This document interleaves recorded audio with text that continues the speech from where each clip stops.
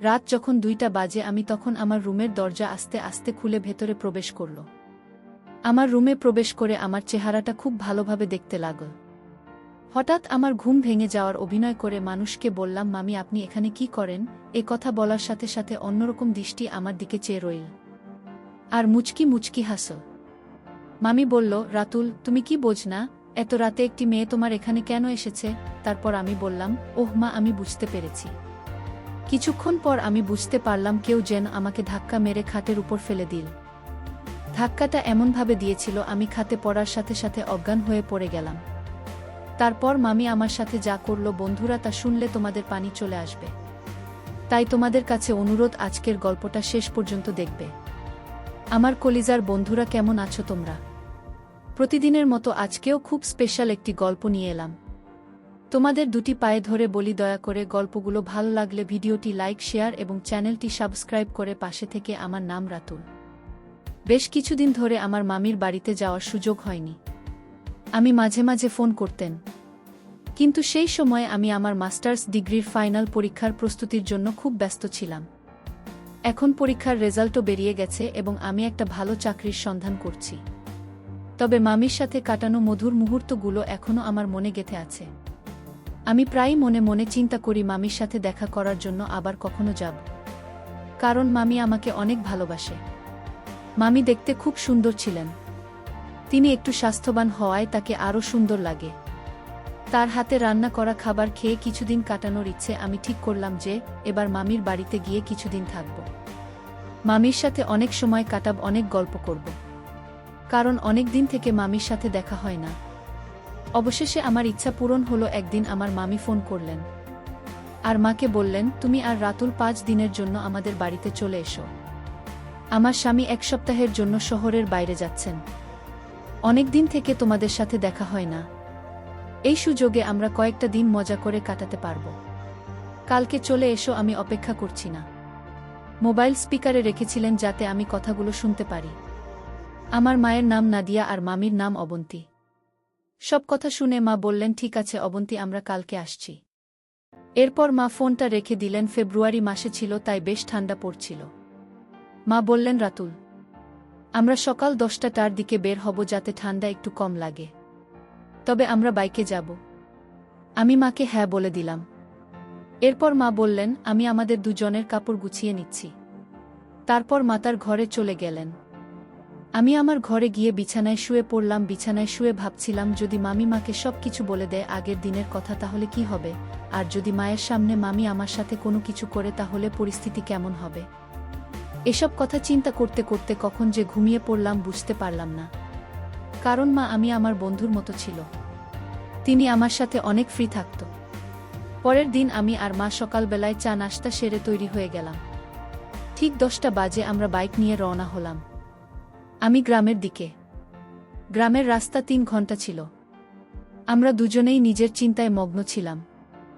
শহরের সীমানা ছাড়ানোর পর কাঁচা রাস্তা শুরু হলো। বাইকের পিছনের সিটটা একটু উঁচু থাকায় মা বারবার আমার সাথে ধাক্কা খাচ্ছিলেন। আমি মাকে বললাম, ভয় পেও না মা, আমাকে শক্ত করে ধরে রাখো। মায়ের বাইকে চড়ার অভ্যাস খুব কম, তাই মা এক হাতে আমার কাঁধ শক্ত করে ধরলেন আর অন্য হাত দিয়ে আমার পায়ের উপর আঁকড়ে ধরে বসে রইলেন। বাকিটা কাঁচা রাস্তা একটু কাঁপছিল, তাই মা পেছন থেকে আমাকে আঁকড়ে ধরেছিলেন। রাস্তায় প্রচুর গর্ত ছিল, তাই আমি বাইকটা আস্তে চালাচ্ছিলাম। হঠাৎ একবার আমি একটি গর্ত এড়িয়ে চলার চেষ্টা করছিলাম।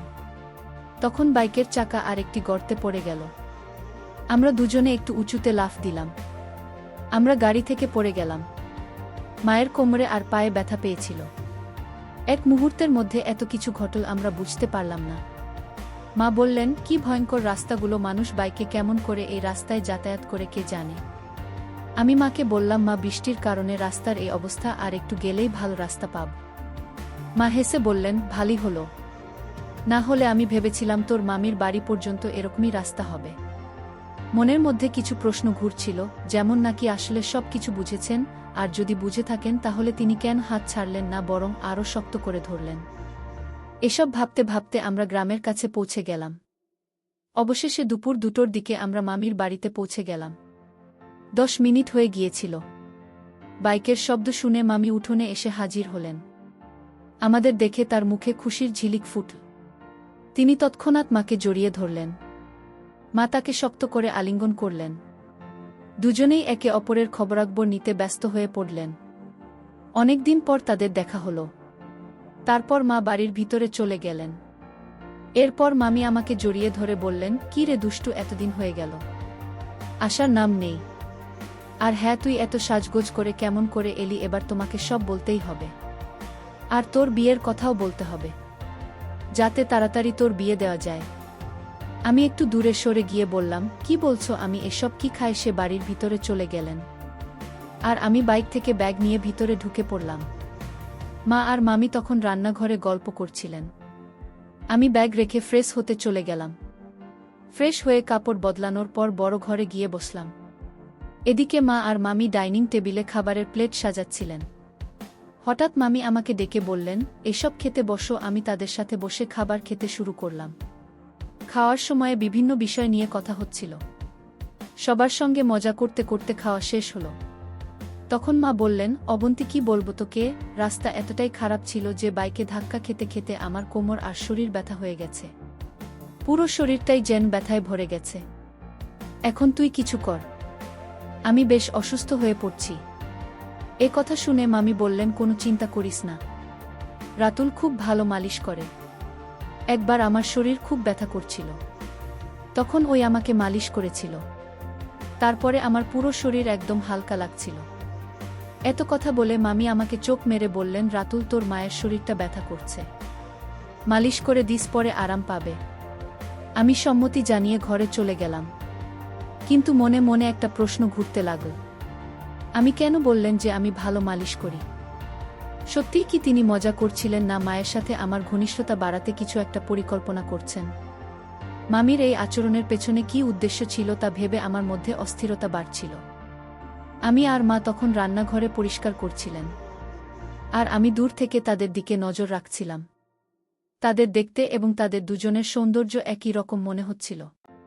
তারা ধীরে ধীরে কথা বলেছিলেন, তবে আমি ঠিকভাবে কিছু শুনতে পারছিলাম না। কিন্তু কেন জানি না, মনে হচ্ছিল তারা আমার কথাই বলছিলেন। কিছুক্ষণ পর তারা দুজনে রান্নাঘর থেকে বেরিয়ে এসে বড় ঘরে বসে পড়লেন। তখন বিকেল 5টা বাজে। মামি বললেন, নাদিয়া, তুই একটু কাপড় বলেন, গাউন এনেছিস? যদি না আনিস তাহলে আমার টানে। তারপর এক গ্লাস পানি খেয়ে শুয়ে পড়। তারপর রাতুল তো শরীরটা মালিশ করে দেবে, যাতে তো শরীরের ব্যথা কমে যায়। এটুকু বলেই তারা দুজনে শোবার ঘরে চলে গেলেন। আমি বসে বসে ভাবছিলাম, জীবনে কখনো এমন ধরনের কাজ করিনি। কিছুক্ষণ পর মামি রান্নাঘর থেকে একটা পাত্রে কিছু নিয়ে এসে বললেন, চল, সময় হয়েছে।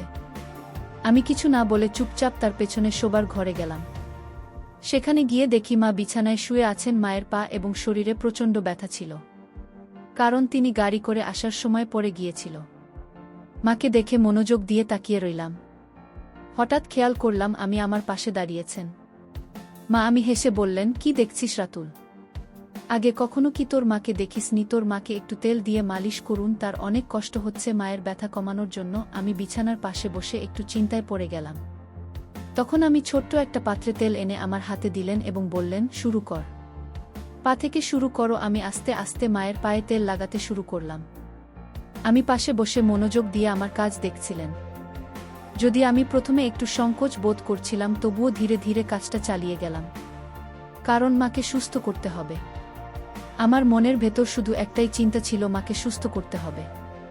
মা মুখটা একটু ঘুরিয়ে নিলেন। এরপর মামি একটু দূরে শুয়ে মাকে জিজ্ঞেস করলেন, কেমন লাগছে নাদিয়া? মা বললেন, এখন কিছুটা ভালো লাগছে অবন্তী। তুই থাকলে আজ একটু ভিন্ন কিছু করলাম। তুই অনেক কিছু জানিস।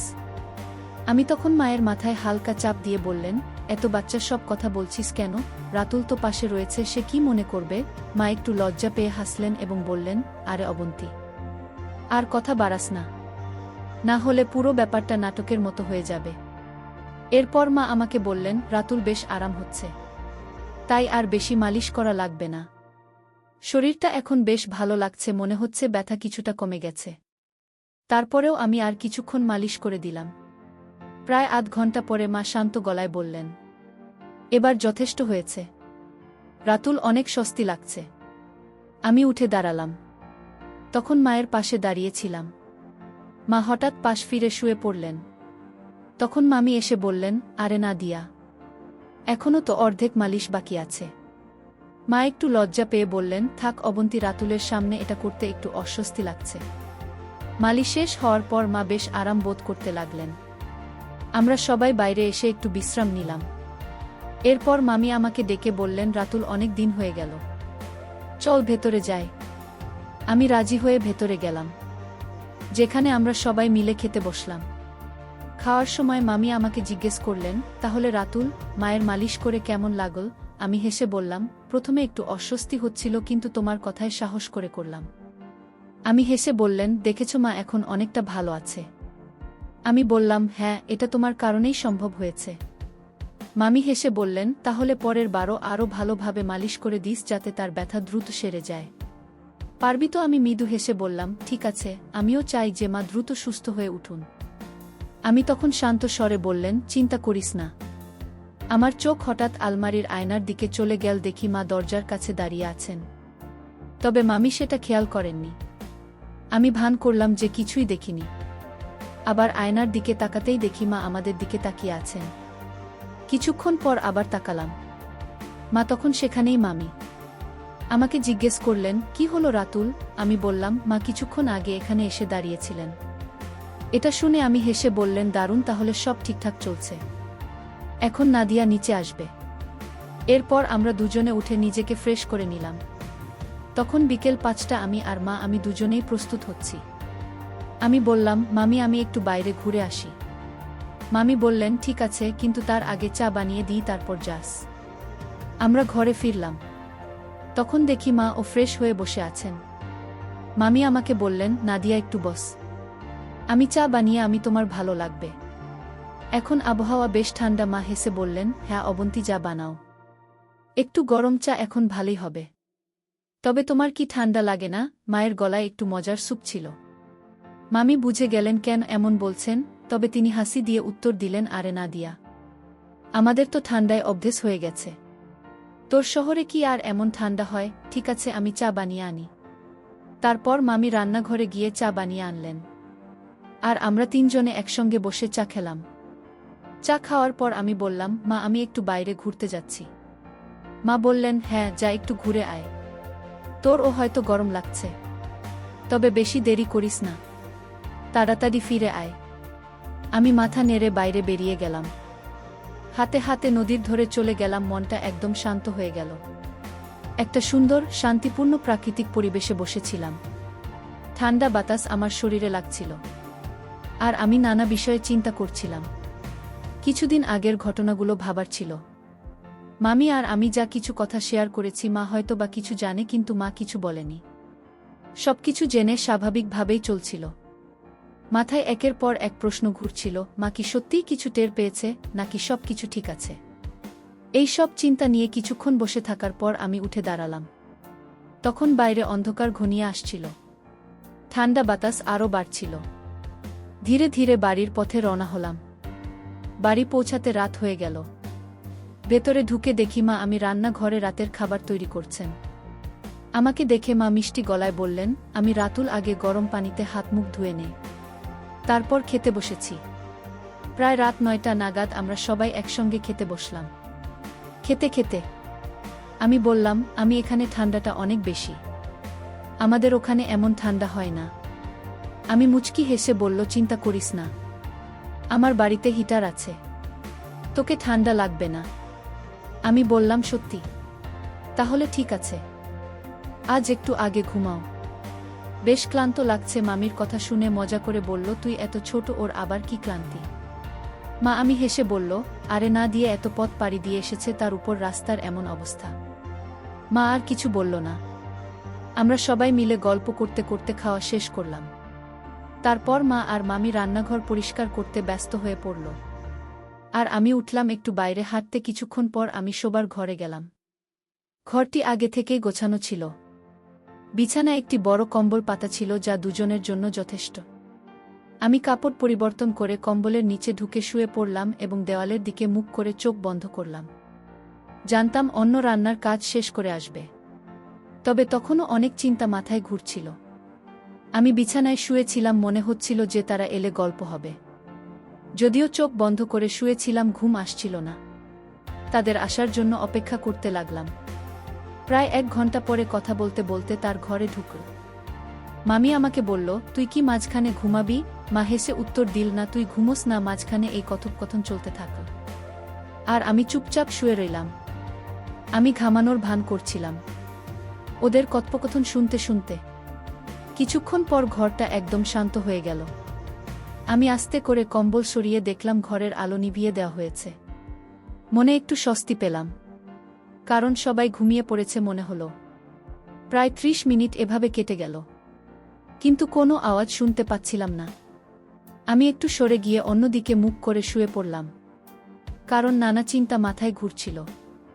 ভাবছিলাম, আমার নড়াচড়া কেউ লক্ষ্য করল কি? মা কিছু বুঝতে পারছেন? সব ঠিক আছে?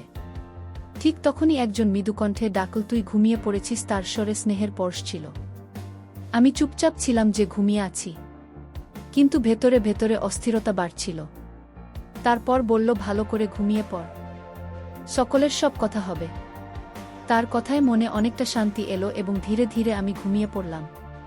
ঠিক তখন মা বললেন, এখন ঘুমিয়ে পড়, রাত অনেক হয়েছে। তার গলায় ক্লান্তির সুর ছিল। সবাই নিজের জায়গায় ফিরে গিয়ে শুয়ে পড়ল। মায়ের কণ্ঠে এমন কিছু ছিল যা আমাকে মানসিকভাবে শান্ত করেছিল। কিছুক্ষণ শুয়ে থেকে অবশেষে ঘুমিয়ে পড়লাম। সকালে ঘুম ভেঙে দেখি মা আগে উঠেছেন। তিনি রান্নাঘরে চা তৈরি করছিলেন, আর পাশে অন্য জন বসেছিলেন।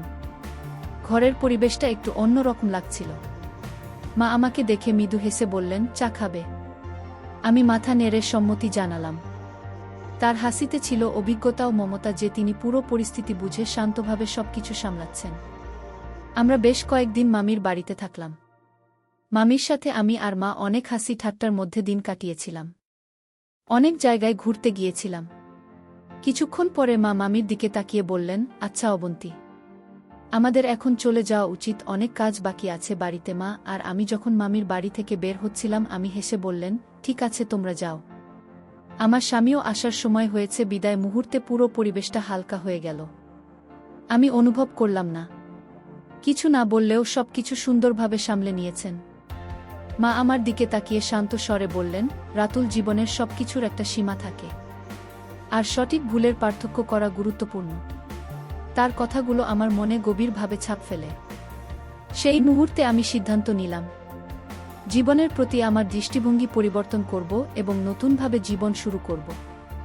মায়ের ধৈর্যশীল ও শান্ত আচরণ আমাকে এমন এক শিক্ষা দিল যা অন্যভাবে উপলব্ধি করা সম্ভব ছিল না।